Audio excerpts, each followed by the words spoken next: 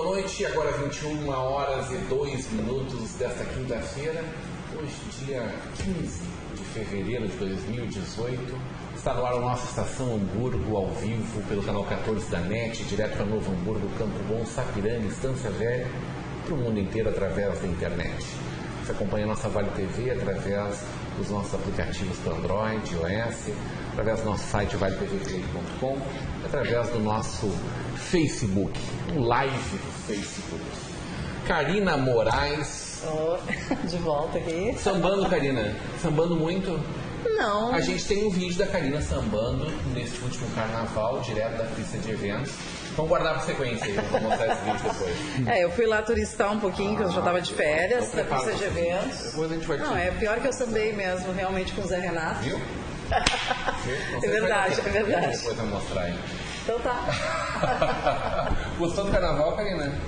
Eu gostei do nosso carnaval. Curtiu? 5 mil, mais ou menos, espectadores, né, no nosso carnaval. Na data do carnaval, no sábado, né, junto com as escolas de samba de São Paulo, né, na mesma noite lá, e nós brilhando aqui na avenida, tá legal, hein? Tá bacana. Karina, só elogios, parabéns. Eu senti falta da arquibancada. Eu, na verdade, não estive, mas as pessoas que relataram só comentaram isso. Nem todo mundo ficou tão bem acomodado, algumas pessoas não sabiam que precisava levar cadeira, né? Foi aquele carnaval feito de uma forma bem econômica, né? Foi feito através da iniciativa privada, né? Foi um carnaval pensado justamente para acontecer na data, mas de uma maneira que não pesasse nesse momento que a gente ainda está com o freiozinho puxado, né? Muito bem. Evandro Kalfort-Schmitz, muito boa noite. Boa noite. Bem contigo? Tudo certo. Viu que a água hoje ela é apenas figurativa, né? Sim, ela está de acordo com a pauta, que nós vamos falar de algumas coisas virtuais hoje. É virtual, né? É virtual. Sim. Tudo bem contigo? Tudo ótimo. Pulou o carnaval, Evandro? Não, eu aprecio, respeito a cultura e tal, mas não faz mais o meu estilo. Eu já estou assim meio exigente quanto a barulho, som, né? Então eu não gosto mais de som muito alto, assim, exagero. O que fez no carnaval? Compartilha com a gente aqui. Eu fui até Veranópolis, uma cidade lindíssima, Veranópolis. Passei por outras cidades, ali, Cotiporã. Então eu fiz um off-road, né? Vamos dizer assim. Eu gosto de pegar as estradas vicinais, né? Então eu fiz isso.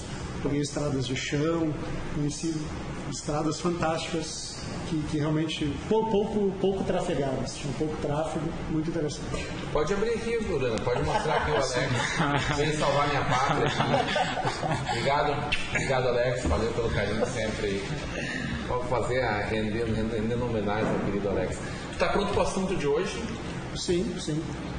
Esse que a gente estava conversando antes, sim, que a gente estava...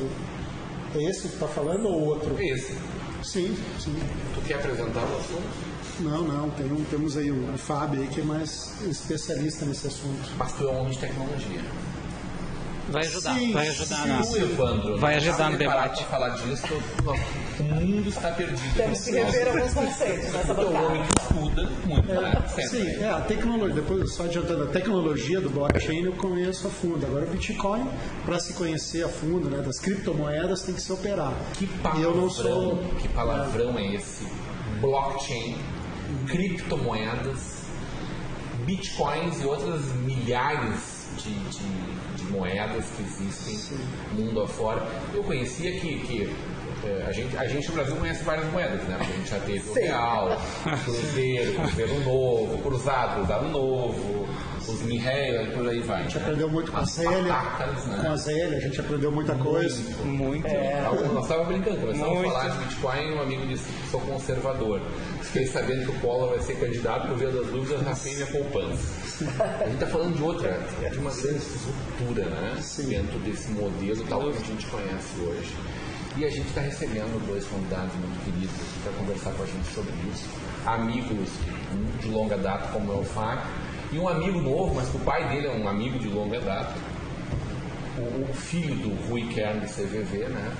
Tá assistindo aí agora? Tá assistindo. Joel, pro Rui, a esposa, a família. Ô João, seja muito bem-vindo aqui na nossa Vale TV. Obrigado. Pra gente receber aqui. Tu é um cara de tecnologia também, de informática, né? Sim, já trabalhei. E tá namorando essas coisas todas aí, flertando com elas. Qual é que é a tua relação com esse universo? O Bitcoin para mim tem sido uma referência assim para não só pelo dinheiro, mas também pela referência de banco de dados que ele pode armazenar, né? Porque é uma tecnologia que não tem como ser reversível, a menos que tenha assim um hack muito forte, mas é uma tecnologia que tem influenciado muito aí a nossa atmosfera tecnológica, assim, para todos os aspectos, todos os tipos de comércio, imobiliárias. Tem sido assim uma boa referência para todos os tipos de empresas. Tu usa como investimento, por exemplo, Bitcoin? Sim, hoje eu uso. Ele é uma forma de investimento. Sim, ele é uma forma de investimento. Tenho a minha carteira. Está sendo feliz com a tua carteira de investimentos? Agora que ele está subindo, sim. Agora que ele passou de 6 mil para 10 mil, está sendo um bom investimento. Principalmente porque agora ele está subindo. Então, como ele vai subir, a tendência de chegar até o final do ano é a 50, 60 mil dólares é muito forte, né? Pois é, mas daí o Fábio me diz que a questão de investimento nele é o menos importante de tudo isso. É verdade, também. Aí, o Fábio, é o que eu menos entendo. Aí eu fico mais confuso ainda, tá? Porque esse negócio todo, ele é, evidentemente, muito estranho para todos nós, né? Para quase todos nós. Tu mesmo professor, que é um neófito ainda, poucos anos de conhecimento dessa tecnologia, que está de aniversário, 10 anos, né? Ela nasceu, assim, o artigo que deu origem, né, a ideia, ele é de 31 de outubro de 2008. 10 anos. 10 anos, né? Seja muito bem-vindo, um grande prazer te receber. Obrigado, aqui. Obrigado. Sinta-se em casa e te prepara porque tu vai ter um grande grupo de estudantes hoje para aprenderem dentro dessa aula que com certeza a gente pode ter a partir desse compartilhamento de conhecimento que tu está tendo com todo esse estudo que tu já tem ensinado. Mas sabe, Rodrigo, que essa provocação de discutir esse assunto, ela vem num momento muito oportuno, porque na realidade o ano de 2017 foi um ano bastante especial para quem manipula, para quem opera, para quem compra esse mercado, dado o crescimento do Bitcoin em um ano, né? Quer dizer, assim, ele nasceu, ele estava, né, no início de janeiro de 2017 custando aproximadamente $1.000, né? E ele chegou no dia 17 de dezembro a 19.660 dólares, desculpa, aproximadamente. A gente está falando de um ativo, de uma moeda que cresceu 1.800, 1.900% em um ano, né? E por mais incrível que pareça, entre as 10 principais criptomoedas, ele foi o que menos cresceu, né? A gente teve entre as 10 principais moedas, uma delas aí que alcançou 35.000% de incremento.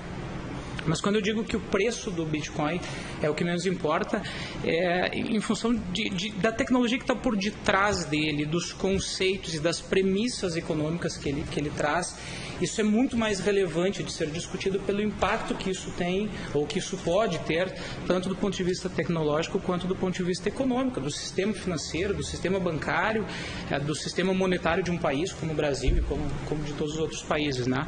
Então a discussão ela é sempre muito bem-vinda e somos todos aprendizes. Quanto mais a gente estuda, mais a gente entende que sabe menos, ou sabe pouco, ou sabe muito pouco do assunto. Posso começar te perguntando algumas coisas? Pode, fica à vontade. Qual é a cor da cédula do Bitcoin, por exemplo? Então, o Bitcoin é uma primeira pergunta. Dólar é a primeira pergunta. Verdinho. Dizem que a nota de 100 é meio azulada, né? É laranja. É que nem o teu copo, que antes estava vazio, né? Mas assim. Agora está meio virtual. cheio, meio vazio. Mas vamos lá, a tecnologia por detrás é tão disruptiva e assim a primeira resposta para essa pergunta é o Bitcoin, ele é incorpóreo, né? Quer dizer, ele não existe. Tu não consegue pegar um Bitcoin, tu não consegue enxergar um Bitcoin porque ele para ninguém investir nesse negócio. Ele não existe. Ele é a palavra do rei, assim. Ele é em essência uma moeda digital. Né? Uma moeda digital que não tem cor, que não tem tamanho, que não tem peso, que não tem textura, né? Mas é uma moeda digital como uma moeda como o real, como o dólar, que serve ao mesmo propósito, que serve para a gente fazer transações, para comprar produtos, para vender produtos. As empresas podem, né, receber o seu dinheiro em bitcoins, né? E serve como uma reserva de valor, quer dizer, assim, muita gente faz isso, né? Compra bitcoin, armazena os seus bitcoins como um ativo financeiro com a expectativa de que ele valorize muito, né? Como o Joel bem comentou, a expectativa, né, a especulação para esse ano é que esse ativo chegue então a 40, 50 mil dólares um Bitcoin. Há expectativas mais agressivas, né, que apontam um Bitcoin a 100 mil dólares em 2018 e quem sabe aí 300, 400 mil dólares num curto espaço de 5 anos. Né? Mas a mídia ela dá destaque a isso, quer dizer, ela dá destaque à valorização, ao crescimento, à cotação daquele dia, daquele momento, que é o menos relevante na minha avaliação. Ô João, não tem cor esse negócio aí. É uma moeda que não tem... O ouro a gente sabe que é amarelo. Sim. Né? A gente pega. Como a gente vai apostar numa coisa que tu não conhece, João? Isso é coisa de maluco? Na realidade tem que pensar mais na parte, que nem ele tinha comentado, que é a parte do estudo, porque como ele faz todas as transações a partir de criptografia, então como a criptografia é uma coisa que não tem como tu passar, tu até tem como descobrir ela, entendeu? Mas tu não tem como tu burlar ela assim, de uma maneira que tu consiga desfazer. Por exemplo, o Bitcoin, ele tem todas as transações são realizadas através da blockchain. Então, quando tu faz uma transação, ela é feita uma criptografia dentro da blockchain que armazena essa transação dizendo, ó, carteira tal enviou para tal carteira um valor de X, um Bitcoin, 300 mil satoshis. Essa é a transação que ele realiza. A gente chama de mineração. Tanto que é necessário dentro do Bitcoin ter essas máquinas fazendo a mineração para fazer essas transações. Então é importante que tenha a blockchain para fazer armazenamento do livro real. Isso é como a transação do banco, né? Isso, exatamente. O banco faz lá ao longo do dia milhões de transações de várias pessoas com pessoas. Exatamente. A partir dali, quem centraliza isto é ninguém. É a minha máquina com outra máquina. Na realidade, como existe a rede descentralizada... dentro dessa realidade, é isso? Isso. A gente começa a colocar nome nos atores, né? Quer dizer assim, uma parte importante do ecossistema das criptomoedas são os mineradores, né? Então, por exemplo, quando o Fábio quer transferir para o Rodrigo uma determinada quantia de moeda digital. Rodrigo, contigo. Tu vai me pagar. Vou te pagar e resolvi pagar em bitcoins, tá? 0,5 bitcoins. Seria uma venda bem interessante, né? 5 mil dólares, né? Então, o que vai acontecer?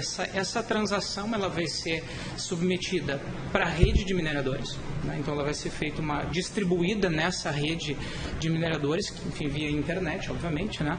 E os mineradores começam um trabalho que se chama então de mineração, que é de validação dessas transações, né?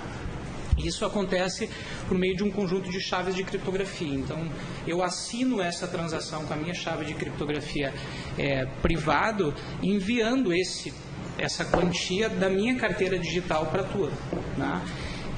E alguma das instâncias de mineração dentro da rede Bitcoin vai validar essa transação, vai dizer que ela é efetivamente válida, né? E, portanto, ela vai fazer parte da cadeia de transações da blockchain que vai registrar essa transação. Quando a gente fala do minerador, ele não é um indivíduo que está atrás de um computador olhando a transação. Muito menos com uma picareta na mão. Muito menos o minerador com a picareta na mão. Quer dizer, isso Daí se associa com picareta, ainda mais tudo isso. É um processo matemático por meio de um algoritmo, né, baseado em software livre que regula, né, a dificuldade de mineração até que alguém, uma das máquinas mineradoras, consegue validar essa transação na rede, né? Esse minerador, ele recebe como prêmio pelo trabalho, pela prova de trabalho, ele recebe um pequeno percentual da transação, realmente um percentual muito pequeno da transação. E naquele momento ele recebe duas quantias, esse pequeno percentual da transação, e ele minera, portanto, um novo Bitcoin. Ele recebe um novo Bitcoin dos 21 milhões de Bitcoins que estarão disponíveis, né? O limite máximo são 21 milhões de Bitcoins, né? Hoje a gente tem mais de 11.200 instâncias de mineração. A rede de blockchain ela é formada, ela é distribuída em mais de 11.200 servidores. Validadores, né? Que vem crescendo diariamente justamente pela robustez desse sistema, né? O sistema que está completando, então, 10 anos, ele é tido hoje como o sistema mais inviolável Não existe hoje... Muito mais que qualquer banco. Muito mais do que qualquer banco. Não existe hoje poder computacional para rodar essa blockchain de forma centralizada. Não existe alguém que conseguiria hackear essa rede, quebrar essa rede. Né? Por 10 anos essa rede se mostrou absolutamente segura. Né? Isso é um pouco da tecnologia que está chamando tanta atenção. Eu costumo dizer assim que a maior... Isso que tu fala que é o grande valor. Isso. Por que o maior valor não é o preço da moeda? Né? Porque, na realidade, a grande inovação do Bitcoin não é o Bitcoin, é a blockchain. Ele também é, né? Ele também é. Né? Se olhar o Bitcoin pelo prisma dos aspectos econômicos, né? As características dele como moeda, né? Se pegar qualquer livro de economia, a gente vê lá quais são as premissas para algo se tornar moeda. O Bitcoin atende absolutamente todas elas, ou enfim, está a caminho de atender todas elas para se tornar uma moeda efetiva. Né? E quando a gente fala de moeda, e o Bitcoin está se mostrando isso, quer dizer, uma moeda digital global, quer dizer, eu posso fazer uma transferência ou uma compra usando o Bitcoin para qualquer pessoa do planeta, com qualquer empresa do planeta, quer dizer, não existe fronteira no Bitcoin. Né? É mais ou menos como a internet hoje, não existe um ponto central de falha da internet, a gente não consegue derrubar mais a internet. Quando tu fala em disruptura, e tu frisou isso muito bem na nossa conversa antes do programa, tu lembrou do que era o sistema de troca de correspondências há 20 e poucos anos atrás.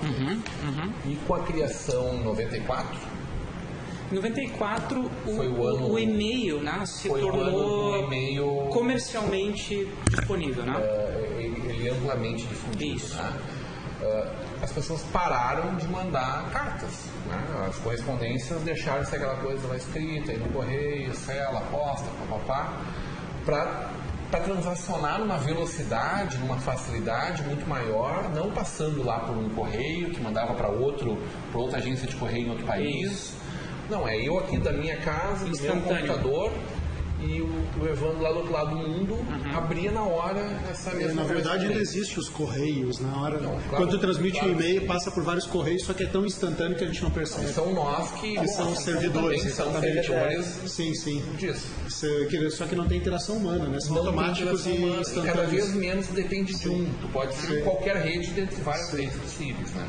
Claro, tu está dentro de uma companhia que te faz essa transação de dados. E a gente está vivendo também o tempo de internet das coisas, eu acho que isso aí também, né? Que as coisas funcionam de máquina para máquina também. Né? Mas quando a gente faz essa... o Bitcoin, o Bitcoin, na verdade, o blockchain, ele é essa transformação do dinheiro.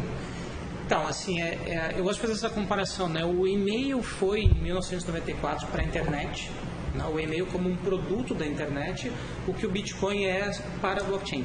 Né? Então, a blockchain é a grande plataforma, né, que dá infinitas possibilidades, né, ou inúmeras possibilidades de aplicação, e uma delas é para a moeda digital, né, da qual o Bitcoin é o produto mais relevante, né, é o principal deles, o primeiro deles, hoje mais valorizado entre as moedas. Né? Tem um outro conceito importante na área financeira que é as fintechs, que são, vamos dizer assim, os bancos tecnológicos. Né? Hoje tu tem o Nubank, né? Que é um banco que tu tem um cartão de crédito, por exemplo, que tu não precisa, não paga mais mensalidade, anuidade. Tu já tem alguns cartões Visa, etc. Conforme o banco que tu tem, tu consegue também isso. Mas tu não precisa mais ter o banco, tu abre a conta via internet. E agora o Nubank tem uma novidade, que tu pode ter uma conta corrente, ou seja, eu não preciso mais ter o banco. Se eu não quiser, eu não tenho banco. Se eu tenho ali um Nubank, eu vou ter uma conta corrente. Não então, é original, por exemplo. É um banco, existe o banco original, mas pelo que eu vi, né, assim, o Nubank... Uma conta no original, já fechei só por curiosidade. Mas o Nubank está com essa... Tem um cartão aí? Tem. O Nubank, não sei se o original já tem esse recurso, mas o Nubank tem a conta corrente. Eu tenho 2 cartões aqui, eu tenho um que é o que eu recebo com Bitcoin, posso transferir. Ele é internacional, ele é Black. Ele é do... É Payeer, é de um servidor, ele pode armazenar bitcoins dentro da carteira dele, dentro desse sistema, e tu pode também colocar, por exemplo, transferir para qualquer outro tipo de moeda, que nem um dólar, ou então rublo, que é russo, ou então pode transformar em euro. E é Mastercard. Nesse caso, livrou desse cara, então, definitivamente. Nesse caso, desse aí, ele funciona com euro. Tu paga contas. Posso pagar faz todas as transações aí, debita dos bitcoins. Tudo com bitcoins. Na verdade, um dos que começou esse conceito foi o PayPal. E esse aqui é o Nubank. O PayPal O PayPal foi um conceito. Também sou usuário do Nubank, um excelente. Mas o interessante é que todas essas plataformas que a gente está citando, PayPal, Nubank, etc., assim, elas representam o intermediário que administra as transações. Né? Precisa criar uma conta no PayPal. Tem controle, né? A outra ponta cria uma conta no PayPal e existe um intermediário. Né? Eu gosto muito de usar esse exemplo. Em 2015 foram um pouco mais de 500 bilhões de dólares que foram transferidos por pessoas migrantes trabalhando em países desenvolvidos, dinheiro que voltou para o seu país de origem, para as suas famílias. Tá? As empresas que intermediam isso, Western Union, MoneyGram, por exemplo, são algumas das maiores.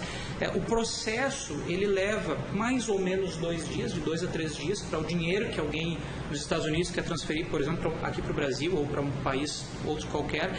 Em média, em 2015, a taxa média paga pelos usuários foi de 9%. Tá? Se a gente faz uma transferência de um Bitcoin, por exemplo, de alguém dos Estados Unidos para alguém aqui no Brasil, a transação ela pode levar de 10 minutos a algumas poucas horas, dependendo, né, do número de transações que estão circulando pela rede. Né? E a gente gasta talvez em torno de 0,5%, que seria a premiação para aquele minerador, né, para aquela máquina que minerar. Então, assim, a capacidade de 0,5%. Como é que faz um cara de qualquer transação bancária? Absolutamente, mais rápido, mais barato. Mais barato e mais rápido, né? Assim, para fazer uma transação. Isso abre portas, vocês imaginam assim, o potencial disso, por exemplo, para quem faz importação e exportação, para quem é uma multinacional e precisa pagar funcionários distribuídos em todos os países do planeta. Quer dizer, assim, a simplificação que uma moeda digital dessas proporciona para o sistema financeiro é absurda. Né? E ali está a grande inovação, quer dizer, a possibilidade de usar isso que aparentemente a mídia, né, valoriza como uma moeda, mas assim nas aplicações reais no mundo real. É que na realidade, se a gente for parar para pensar, por exemplo, na Venezuela, que a inflação era muito alta, chegava assim, a um ponto de ter, assim, por exemplo, uma lata de leite em pó custar R$750, entendeu? Comparando-se com as moedas que tem lá. Então, se tu for colocar, por exemplo, como já existia na Venezuela, com a inflação muito alta, o pessoal acabou aceitando as criptomoedas, porque sabia que se trocasse a criptomoeda por aquele valor ia ser um valor muito maior. Além de ter muitas outras pessoas, por exemplo, que moravam, por exemplo, nos Estados Unidos, foram para os Estados Unidos, foram para o Brasil, trocaram o real, o dólar por Bitcoin, e quando foram convertidos ali na Venezuela, nossa, fazia encheu o carrinho, né, de tanta coisa que dava para poder comprar com aquela transferência de Bitcoin. É a proteção do dinheiro, né? Em países de hiperinflação se faz isso, né? O indivíduo vai lá e compra, né, uma moeda mais com maior proteção do valor, mais forte, né, um dólar ou um Bitcoin, né?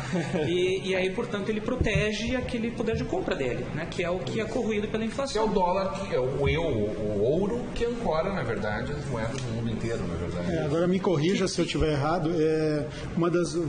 Um dos diferenciais do Bitcoin, por exemplo, tu pega um cartão que nem o Nubank, né? Tu não vai ter mensalidade, etc., mas tu está sujeito às taxas, né? Como correntista, as taxas de IOF, etc., né? No caso aqui, tu não está sujeito a essas taxas, né? A não ser que tu fizer transferências entre países, etc., né? Os wire transfers, né? Mas então, assim, e essa é uma grande discussão que está acontecendo na esfera governamental. Deixa eu aproveitar para colocar isso aqui junto, talvez possa responder junto. Matheus Klein, que é na nossa audiência, está dizendo assim, bem mais que 0,5% para transferir Bitcoin. Isso é o que inviabiliza o Bit hoje. As transações ainda estarem caras. Estão fazendo uma atualização dele, que é para fazer as transações mais rápidas e baratas. É por aí? Assim, Rodrigo, na realidade o Bitcoin ele tem, quando tu estuda, né, o protocolo por ele tem, obviamente ele não é uma moeda, existe há 10 anos, ele tem problemas a serem resolvidos. Um dos problemas, né, que se fala muito no Bitcoin é o potencial de escala, né, é a quantidade de transações que ele pode suportar, a quantidade que a rede blockchain consegue processar de Bitcoins, ela é muito menor do que pode, por exemplo, a Visa ou Mastercard processar de transações no mesmo período de tempo, né? Isso faz com que transações sejam... Os mineradores, eles dão preferência para transações com taxas maiores, né? Então, se eu quero fazer uma transação imediata, eu tenho que carregar um pouco mais a taxa e pagar uma taxa um pouco mais alta para que aquela transação ela seja efetivada, né? Ela seja colocada, vamos dizer assim, na blockchain, né? Aí existem algumas especulações, né, de algumas soluções tecnológicas, né? Uma delas é conectar a rede Bitcoin com uma outra moeda digital que tem uma capacidade de processamento mais rápido, né? Então tem algumas iniciativas que pretendem corrigir esse problema, né? Ou viabilizar ele de fato, né? Se me pergunto assim, o Bitcoin e blockchain estão preparados para substituir uma outra moeda? Não, ainda não. Ele não é algo que está preparado para ser adotado como uma moeda corrente de um país ou, enfim, de substituir, né? Eu vejo mais ele como uma nova classe de ativos financeiros ou de classe de moeda, né? Não imagino que a gente vá substituir o dólar por Bitcoin, né? Mas que a gente vai ter no Bitcoin alguns benefícios e algumas aplicações reais que ele vai resolver melhor do que outras moedas. Não tão cedo, pelo menos, é isso.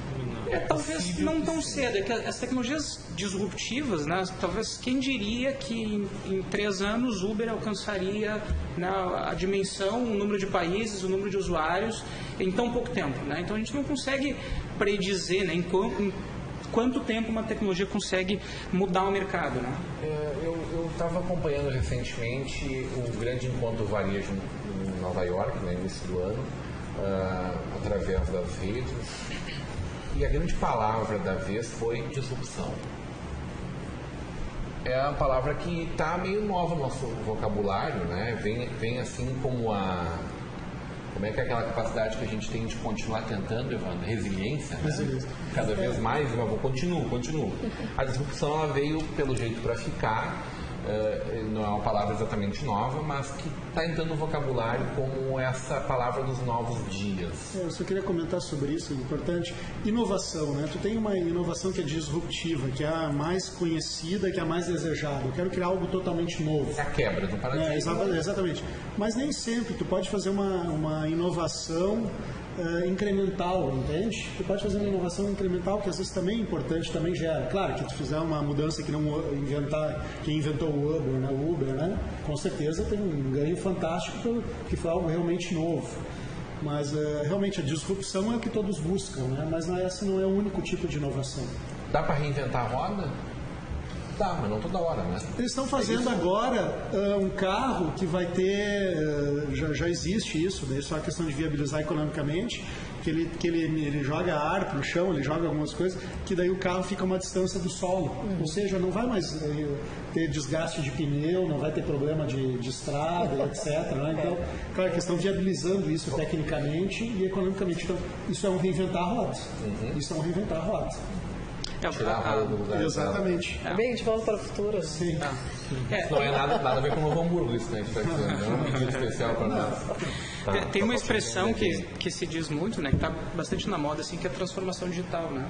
Que é a adoção dessas novas tecnologias, internet das coisas, inteligência artificial, nuvem, né, que talvez seja um pouco mais maduro, mas para quebrar paradigmas e mudar modelos de negócio, né? A gente viu acontecer isso, o Uber talvez seja o exemplo mais comum de a gente falar, que todo mundo reconhece, né? Mas isso está acontecendo com muitas indústrias e uma delas é a indústria financeira, né? Está se transformando. O papel dos bancos, ele vai ser muito discutido nesses próximos anos, né? Eu gostaria só de comentar depois. Aqui, ó, o problema do Bitcoin é a falta de didática da sua funcionalidade. Por exemplo, sempre se tenta mascarar a explicação quando fala-se no lastro que pode garantir o saldo do proprietário do Bitcoin. Jorge Mendes aqui de Novo Hamburgo comentando essa... Só que essa é uma das primeiras... Em primeiro lugar, a gente estava falando que tem milhares de moedas digitais, criptomoedas. Isso. Se a gente for olhar assim, a relação das que são ranqueadas passa um pouco de 1000, né? São um pouco mais de 1000 moedas, ou moedas digitais ou criptomoedas, né? De forma assim, disparada, o Bitcoin é a mais relevante, a que tem o maior, hoje é 1/3 do mercado de moedas digitais, do valor de mercado, ele está no Bitcoin e ele é talvez a mais segura, mais estável, menos arriscada, vamos dizer assim, né? Mas existem então milhares de outras moedas, um pouco mais de 1000 moedas aí que tem o seu papel. Cada uma com alguma função, boa parte dessas eu acho que elas desaparecem, né, no curto espaço de tempo, né, porque são muitas tentativas que acabam não alcançando essa representação. Mas o próprio Bitcoin não pode desaparecer também em função de uma outra moeda?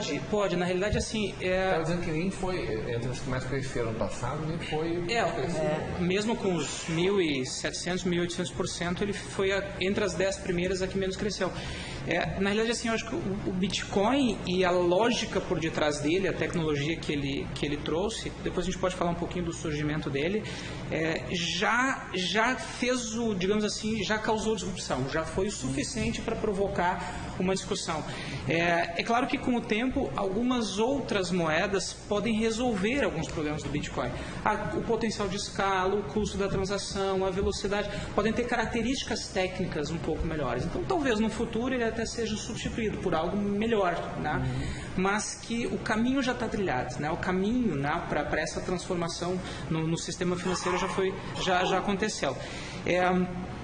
Eu queria recuperar um pouco essa discussão do lastro, porque assim, quando a gente fala do Bitcoin, assim, talvez das primeiras críticas, e é natural que as pessoas pensem assim, mas não tem ninguém que garante isso, né? Não tem ninguém que dê lastro a isso, né? Se a gente olhar o cenário brasileiro hoje, 60% do dinheiro que existe no país, ele já é virtual, porque na realidade só 40% da reserva brasileira tem um eventual lastro, né? Esse número é muito maior em outros países. Se a gente olhar, a Europa tem 80% em média de moeda que ela já é absolutamente sem lastro, né? E isso na realidade começou, aí a gente precisa resgatar um pouco, né, das bases econômicas. Em 1971, quando o presidente americano Nixon ele foi a público e disse que não há mais necessidade de usar o padrão ouro. Então os bancos eles não precisam mais ter a reserva em ouro na mesma quantidade do dinheiro que circula. E aí começou uma corrida inflacionária de emissão de dinheiro, emissão de papel, seja o papel fiduciário, o papel moeda, o papel que é emitido pelo governo, ou seja, pelos títulos dos bancos, né? O próprio banco, ele tem, né, a moeda discricionária deles, que é a moeda que, enfim, é emitida com base no dinheiro da poupança que o público deixa lá, né? Então essa questão do lastro ela é bastante discutida, né? É uma das principais críticas aí que o Bitcoin enfrenta, e não dá para dizer que o Bitcoin ele não é, ou que a moeda digital não traz riscos. A gente tem o risco da desregulamentação, o mercado não é regulamentado ainda, aqui mesmo no Brasil existe uma discussão acontecendo na Câmara de um projeto de regulamentação, que ele ainda não é regulamentado. Ele não é, de acordo com a lei brasileira, ele não é ou não pode ser reconhecido como moeda, ele não pode ser reconhecido como um ativo financeiro, quer dizer, ele está vivendo um limbo, né? Porque a tecnologia veio de forma mais rápida do que a gente conseguiu tratar ela do ponto de vista legal, como normalmente acontece. Depois eu queria comentar uma coisa, não sei se antes você pode falar. Acho que nós temos também uma responsabilidade perante o telespectador, também de comentar, né, o que sempre se diz para quem vai iniciar no mercado financeiro, né, que tudo existe risco, né, então tu vai investir em renda variável, né, fundos, tu vai investir em ações, tu vai investir em criptomoedas, Bitcoin, etc. Tem possibilidade de ganhos, né? Mas tem também grandes riscos. Então, o que a gente recomenda é que realmente a pessoa estude o assunto antes de ingressar, né? Então, isso é altamente recomendado, porque assim como pode ter grandes benefícios de resultado, tu pode ter grandes prejuízos, né? Então, tem várias regras, não aposte todo o seu dinheiro nisso, né? Diversifique, etc. Na dúvida, não avance. Exatamente. Mas o estudo é necessário. Não vai ficar rico com Bitcoin. Pode e assim, até eu estava de férias. Não vai ficar rico com Bitcoin. Eu estava de férias, eu vi que houve. Eu estou mostrando os dois lados, né? Eu sei que existe, né? Tá? Mas eu estava de férias, eu vi que daí teve uma criptomoeda do Japão que foi atacada. Eu só não cheguei, como eu estava de férias, eu não analisei mais a fundo, eu não cheguei a verificar. Todas as criptomoedas são baseadas no blockchain, essa não era, então como é que ela foi? Porque houve um desvio, conseguiram acessar lá e desviaram o dinheiro dessa criptomoeda japonesa, né? Isso é uma pergunta interessante, porque na realidade o que é o que é o Bitcoin e a tecnologia? Onde é que está essa moeda? Né? Onde é que fica o registro de que eu diz que eu tenho X e que... Isso mesmo. Eu gosto de dizer assim, é como se fosse um... volta no intervalo. Ô, Bruno, vamos deixar nossa foto para amanhã. E a gente volta falando de hoje e de amanhã, tá? A gente volta já já.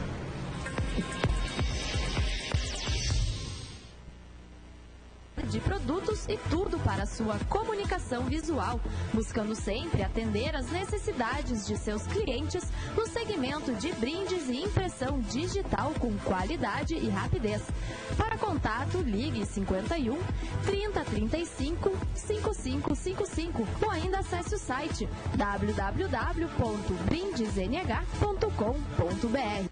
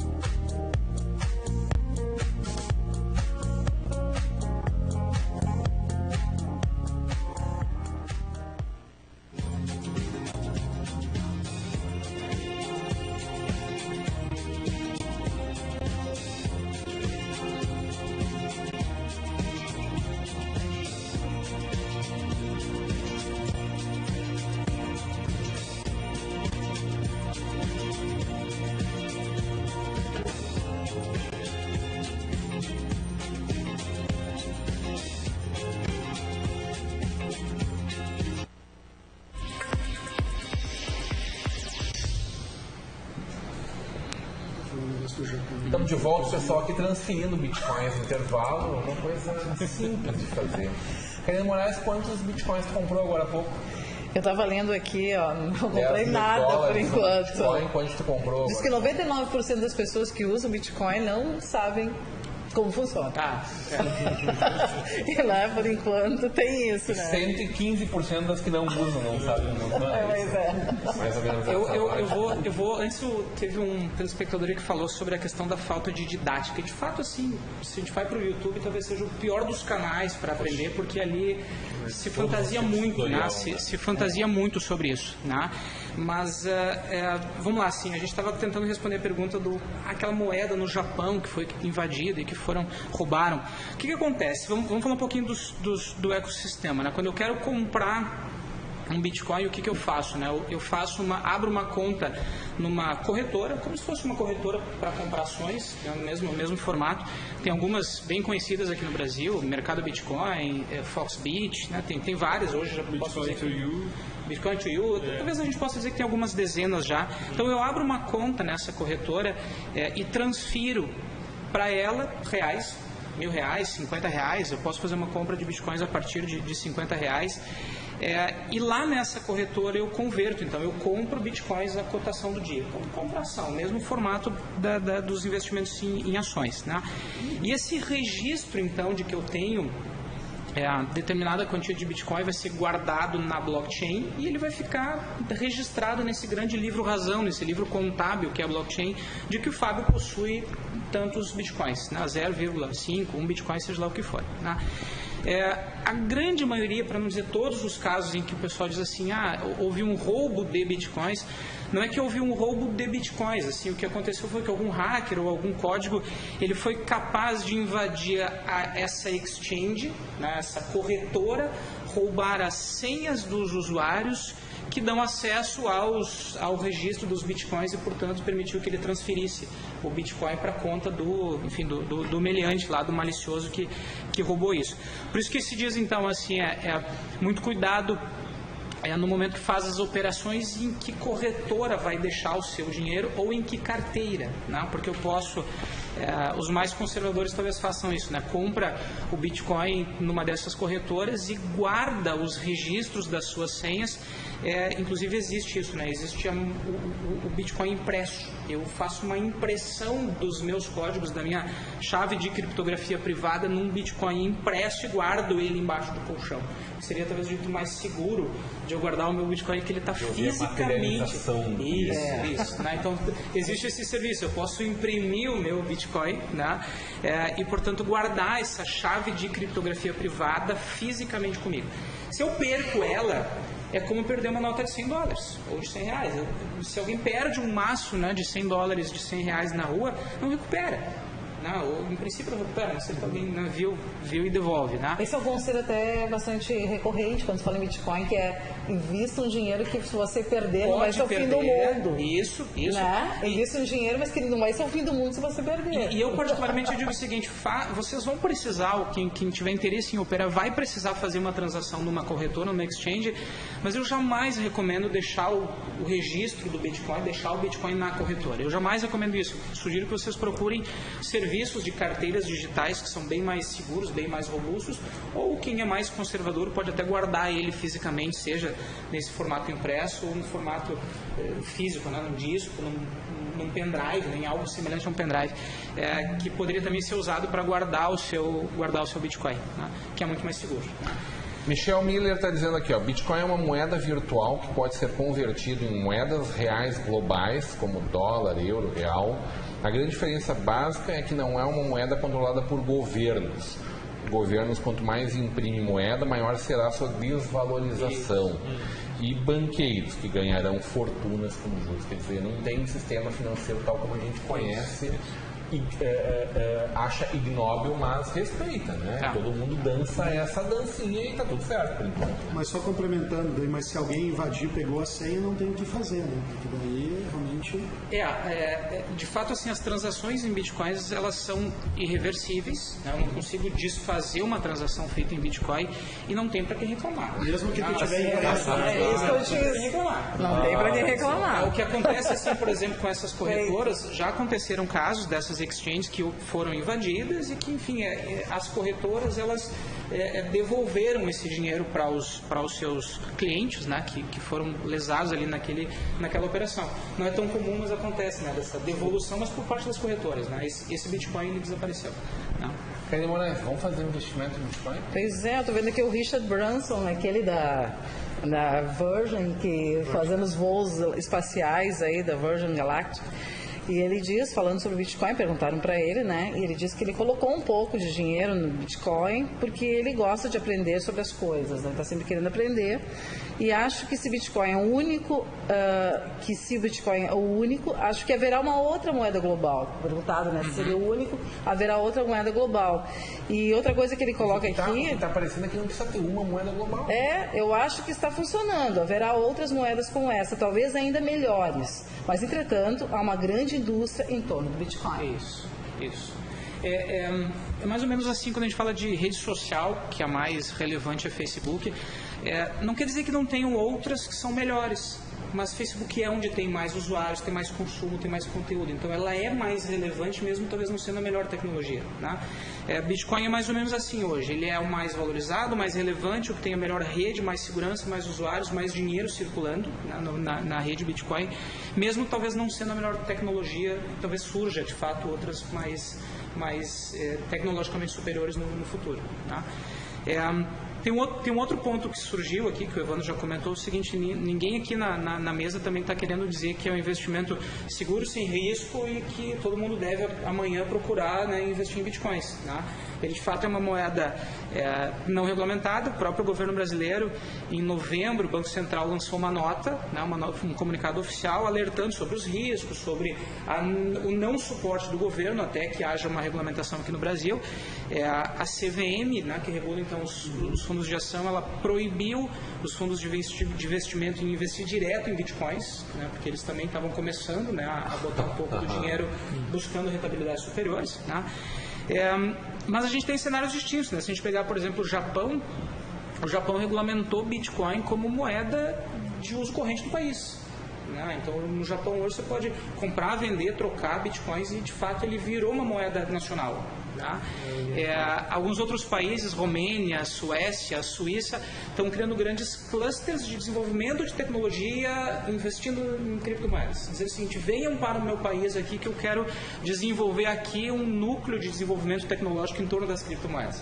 Então a discussão é justamente como o governo brasileiro vai se posicionar, se ele vai ser restritivo, né, e proibir, e evitar e tentar conter esse desenvolvimento, ou se vai ser receptivo e tentar estimular o desenvolvimento dessas moedas aqui no Inclusive, país. Nicolás Maduro, da Venezuela, está criando uma criptomoeda venezuelana, né? a partir do governo. A Rússia fez isso, né? A Venezuela fez isso, usando a lógica de blockchain, porque entenderam que é algo que veio para ficar. Não se sabe exatamente como, em que medida, de que forma, mas é algo que definitivamente veio para ficar e de alguma forma vai se encaixar no sistema financeiro, monetário, bancário e talvez derrubar alguns bancos aí. Quais são os passos, João, para quem quer explorar um pouquinho esse mundo e não entende nada disso? Tem lá 5, 10, 15 mil... O Fábio está falando de R$50, é um valor que pode comprar lá... Ela é uma moeda fracionada em 8 casas. 8 casas decimais. Né? Nós temos chama de duas satoshis, casas decimais no real. Né? Isso. Os centavos seriam Só satoshis. gasolina são 3 casas. Não, é um absurdo, né? Mas enfim. Cada vez mais parece que vai ter mais, pro lado esquerdo da vida. Né? Hoje nós temos 2 linhas, na realidade são 3 linhas, formas de conseguir arrecadar o Bitcoin, tá? Ou ganhar Bitcoins, ou perder Bitcoins, ou comprar Bitcoins, as formas de comércio, vamos supor assim, entre aspas. Uma é a mineração em si, como ele tinha comentado, né? O Fábio tinha comentado, e que tu pode comprar placas de vídeo potentes, como o RX 580 da Radeon, então as 1080 da GeForce, e aí colocar 10, 20, 30 placas juntas. No caso do Bitcoin ainda tem o ASICS, que é a tecnologia que utiliza ainda com processamento, que é mais específica para Bitcoin. E com placa de vídeo, daí tu pode expandir para qualquer tipo de moeda que é minerável, né? Hoje ainda existe o Ethereum, que ainda é minerável. Tem algumas moedas que não podem ser mineradas, que não é IOTA, não pode ser minerado. Algumas Sumocoin pode ser minerado. Existem muitos tipos de moedas, tá? Quem minera daí? Aí na sua própria casa, você monta a máquina. Mas quem minera essas que não podem ser mineradas por mineradores? Aí não é minerável, é só pode ser comercializado. Porque como, por exemplo, o IOTA... Mas aí tu ancora ela de outra forma, é isso? Isso. É que, na realidade, por exemplo, a ideia da IOTA é uma moeda que ia ser usada para a internet das coisas. Então vamos supor que se tu fosse comprar, por exemplo, eu quero fazer um pedido, a gente vê no futuro assim, que a geladeira ia ter internet, tá? Então eu sei que eu vou fazer uma programação lá na geladeira e vou dizer assim, ó, tal dia eu preciso de um alface, um tomate, carne, tal coisa. Esse pedido seria feito através da moeda IOTA, não necessariamente em reais, para não ter desconto, vamos supor assim, eu vou ter um desconto na conta corrente, assim, seria um desconto em IOTA. Essa é a ideia da moeda. Não necessariamente que ela vá funcionar, até porque ela deu uma valorizada e depois desvalorizou. Então ela teve essa ideia, né, de conseguir valorizar um ponto, vincular com outras tecnologias que nem a Microsoft, ou outras empresas grandes, assim, né, para conseguir fazer a tecnologia funcionar e ter um futuro, né, rentável, que a gente tinha comentado antes, que ia ter muitas moedas que iam morrer aí no meio do tempo, né, porque tem milhares de moedas. Isso é uma forma, tá, a mineração. A segunda forma seria o do trading, tá, que seria, tu pode comprar a moeda na baixa e vender ela na alta, que é a mesma coisa que, né, nas ações, né, tu pode comprar ela numa exchange, daí é Bitcoin to You, ou então Mercado Bitcoin, ou Foxbit, vários tipos de eu vou lá com os meus reais, me cadastro e digo, olha, eu tenho aqui R$100. Isso. E dá isso em Bitcoins, é isso? Isso. Daí me dá um certificado dos meus... Isso, ele gera uma carteira, milésimos de tinha Bitcoins, mostrado né? Aqui, né, que ele gera uma carteira que fica dentro da própria exchange. Então, tu pode fazer essa compra por cartão de crédito, ou então transferência bancária, ou boleto bancário. Então, ele faz essa transferência dele para Bitcoin, E aí na tua carteira gera um valor X, conforme aquele valor que tu comprou, né, conforme a cotação do dia, e aí tu faz as negociações. Eu quero comprar Bitcoin, eu quero comprar Ethereum, eu quero comprar Coin, eu quero comprar IOTA, eu quero comprar... Depende da cotação que tiver no dia. Mas aí vale mais uma análise técnica, ou uma análise fundamentalista. Que daí vai valer, tu vai saber quanto é que vai valer a mais ou menos dentro da tecnologia. E a terceira forma, que é a mais fraca, é o faucet. Que ele é, por exemplo, assim, tu clica em propagandas para tu conseguir ter uma quantidade X ou muito pequena de satoshis dentro da tua carteira. Essas são as 3 formas mais comuns. Mas como se converte em satoshis? Ele, no caso do faucet? O faucet, vamos supor, tu tem lá um cadastro num site. Daí, ele é tipo uma AdSense, assim? O Faucet Hub é o mais comum. Vou fazer propaganda dele. E aí, aí vamos supor, tu entrou lá no site, daí dentro do site tem alguns que são jogos, outros são, tu clica dentro da propaganda, ou então tem a propaganda dentro do próprio site.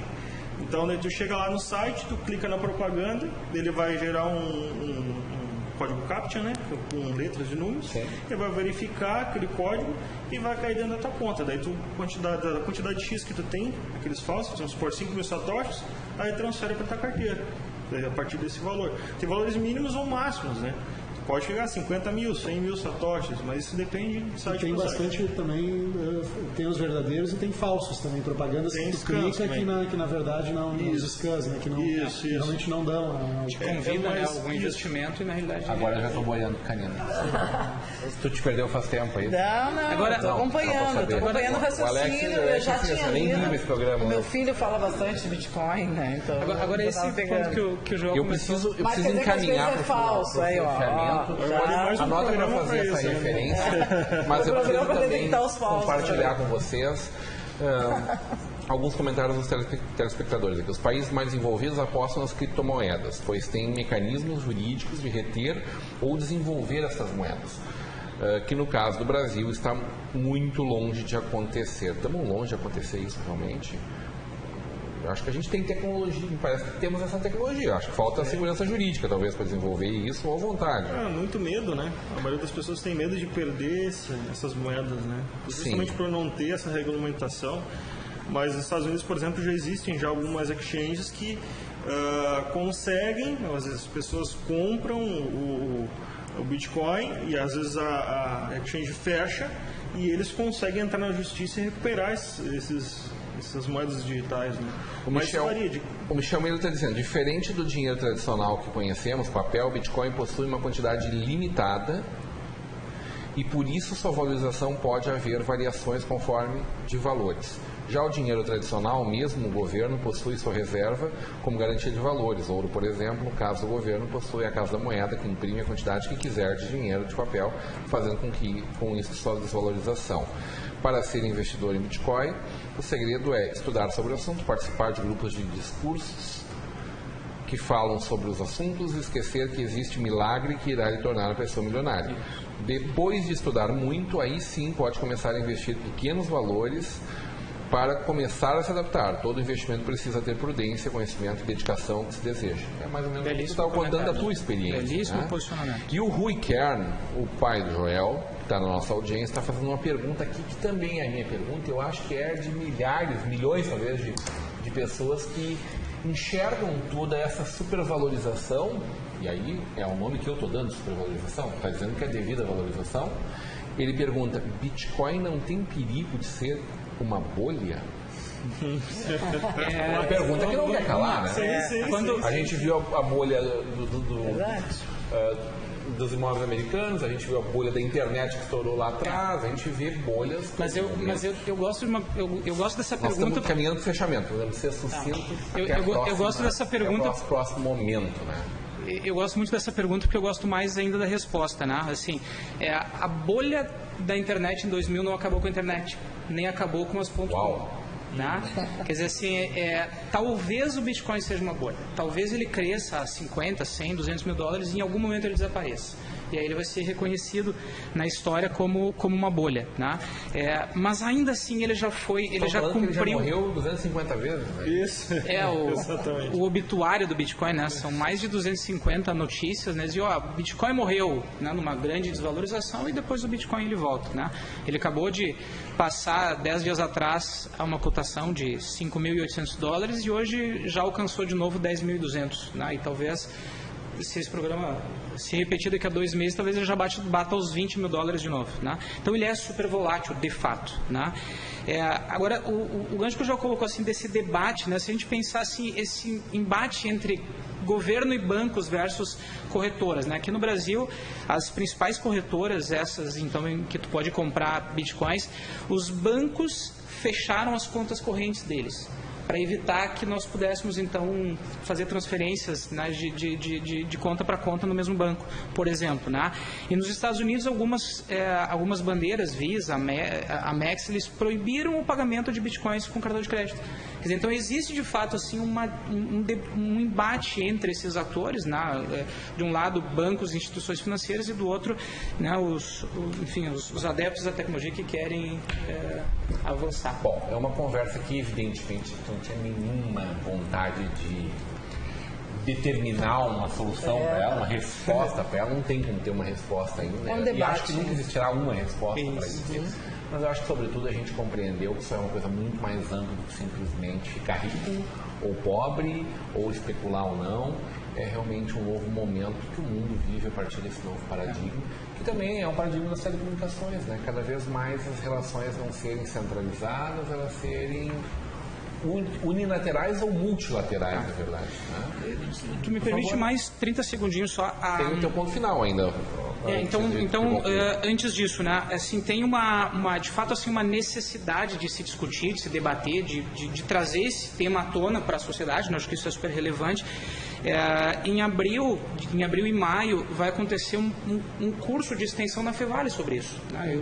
A gente organizou um curso lá sobre o assunto, que não tem em momento algum o objetivo de incentivar ou ensinar como se investe, mas em entender todo esse mecanismo e o real impacto que o Bitcoin e blockchain pode ter na nossa sociedade. Então, estão convidados aí a conhecer o curso no site da Fevale, aqui da nossa cidade. Tu vai participar com a gente mais vezes aqui, né, Fábio? Eu estou à disposição para discutir esse tema Fábio, trabalha fascinante. Com tecnologia desde sempre. Hoje é ativo. Com filiais também fora de Novo Hamburgo. A gente tem Caxias também, Passo Fundo e Lajeado também. É uma grande empresa da nossa cidade, ali pertinho da Câmara de Vereadores. Né? Hoje são quantos colaboradores? São 60 hoje. É uma turma bacana, trabalhando tecnologia, né? Gente fazendo tecnologia de ponta aqui na nossa cidade. O Fábio é um dos capitães dessa empresa aqui. O Matheus Klein está me dizendo aqui, o Banco do Brasil e Caixa só se negaram a fechar as contas. E reclamou porque tu não convidou para esse programa. Ô Matheus, tu entra a casa, tu está convidado para o próximo aqui, tá? Das corretoras que não quiserem liberar apenas depósito eficaz, o Bitcoin Trade fechou com o Banco do Brasil há pouco tempo. E o Michel Miller ainda comentou aqui, exchange é como um supermercado onde possui diversas frutas, onde conforme a safra possui valores maiores ou menores. Nesta carteira, a pessoa pode fazer compra com as próprias frutas, isto é, se possui laranja, pode fazer a troca por uvas. A quantidade vai depender da valorização da safra da fruta. Caso a pessoa quiser transformar suas frutas por moeda tradicional, é só fazer a troca e a quantidade a receber por este câmbio vai depender da cotação. Bastante didático. Alguém conhece o Michel Miller? Não. Conhece? Michel, está convocado. Entra em box com a gente aqui em contato, por favor. E nós vamos te intimar para estar nessa bancada no futuro próximo, discutindo com essas feras aqui muito mais desse assunto que fatalmente vai fazer cada vez mais parte da vida da gente, no nosso dia a dia. Joel, obrigado pela presença, seja sempre muito bem-vindo. Suas considerações finais aqui, por favor. Gostaria que tivesse mais oportunidade de poder falar mais sobre isso também junto com ele, né? Para poder fazer mais especificações aí. Dizer que ninguém vai ficar rico com Bitcoin, pode esquecer, não tem como ficar rico, né? Porque valoriza e desvaloriza toda hora. E que quem tenha dúvidas aí referente a isso, essa tecnologia, estamos aí abertos aí para poder perguntar de repente no WhatsApp, ou até pela televisão, pelo programa aqui. e ajudar conforme todas as dúvidas que o pessoal tiver aí, certo? Até o pessoal daqui da casa também, quando tiver aí alguma ideia aí, alguma dificuldade, alguma coisa, estamos aí. Muito bem, seja sempre muito bem-vindo. Karina Moraes, teu ponto final. Hoje a gente aprendeu bastante, hein, Karina? Olha, bem bacana. Eu tava vendo aqui que o pessoal às vezes acha que confunde um pouquinho chamar de moeda e estão chamando de ativo já, né? Está evoluindo esse conceito já. Porque às vezes moeda é que deixa as pessoas um pouco receosas por ser uma moeda digital, por não ter essa coisa física, né? Bom, o meu ponto final é dizer que a gente está ainda em fases de reprises e amanhã no programa Cá Entre Nós, justamente naquela noite especialíssima do lançamento do filme Movimentos, a gente está reprisando daí a cobertura daquela noite super especial no Teatro Fevale, quando o filme foi lançado. Então é isso, conto com vocês então na audiência sempre. Posso te dizer do Movimentos assim, ó, o pessoal está me chamando para a gente terminar o programa, mas assim, do Movimentos eu posso te dizer, temos 10 palestras em escolas municipais de Novo Hamburgo programadas, onde vai ser a exibição do filme. Temos exibição na Câmara de Vereadores na semana do aniversário do município. Temos a previsão do lançamento dos DVDs na semana de aniversário do município também. E aí tem exibição do filme nas TVs, também na nossa Vale TV, TVs Rio Grande e Brasil afora. Essas novidades eu vou trazer na sequência aí, pessoal, o pessoal poder compartilhar. Evandro Kaufmann-Schmitz, vai comprar quantos bitcoins a partir de agora? Bitcoins e criptomoedas é um assunto realmente que todos devem conhecer, mesmo quem não aplicar, mas é um assunto que deve ser conhecido. Mas existem outras opções. O Bitcoin realmente é uma opção que realmente pode gerar uma grande rentabilidade, também pode gerar um grande prejuízo, mas existem outras opções, até ações e etc. Então é importante conhecer as opções de mercado financeiro. Só para ter uma ideia, o Merval, que é a moeda argentina, a valorização das ações da Argentina é fantástico. Então, quem, por exemplo, conseguir comprar ações argentinas, não tem trâmites para isso. Venezuela, que é um país que está num caos, mas a maior valorização da Bolsa Mundial é a moeda da Venezuela, são as ações venezuelanas, né? Eu sou mais pragmático, então, por exemplo, eu gosto de investir em coisas que de repente eu já tenho critérios científicos, né? Então, por exemplo, eu gosto, da NVIDIA, né? A NVIDIA é uma empresa americana que produz placas de vídeo e então está num crescimento fantástico. Se eu não me engano, para não errar aqui, mas foi 1000% de valorização em um ano, no último ano. Por quê? Porque o pessoal que joga, compra, e até nesse mercado de Bitcoin. Meu filho acabou de comprar. O pessoal precisa das placas com processamento gráfico, que são as GPUs que se chama, para o Bitcoin.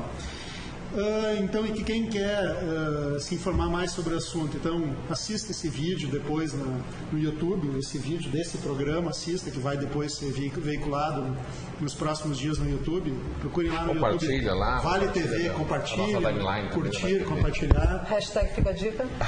Leiam alguns artigos, leiam um livro chamado Axiomas de Zurique, que vale isso para a Bolsa de Valores, vale também para qualquer tipo de investimento financeiro. Estudem o que é realizar lucro e estudem dois conceitos que é stop gain e stop loss. Tá? Se vocês entenderem isso, já vai ajudar muito, que são proteções, então tem formas de proteção. Muito bem. Fábio Jungs, grande prazer de ter com a gente, seja sempre muito bem-vindo. As considerações finais. Obrigado, Rodrigo, pela rápida resposta a essa provocação, né, para discutir esse tema, né, que faz uma semana atrás que eu fiz uma provocação, né, para a gente falar um pouco sobre isso, né? Eu acho que a recomendação que já foi dita algumas vezes aqui é estudar sobre o tema, né? Hoje, enfim, a internet é farta aí de bons materiais, né? Eu mesmo tenho tentado trabalhar um pouco na divulgação desse conteúdo, então quem desejar me procurar aí nas redes sociais, né, LinkedIn, Facebook, Twitter, vai encontrar algum material e eu posso fazer algumas recomendações, né, de leitura para quem quer começar. Enfim, estou absolutamente à disposição aqui para voltar para esse debate interessantíssimo.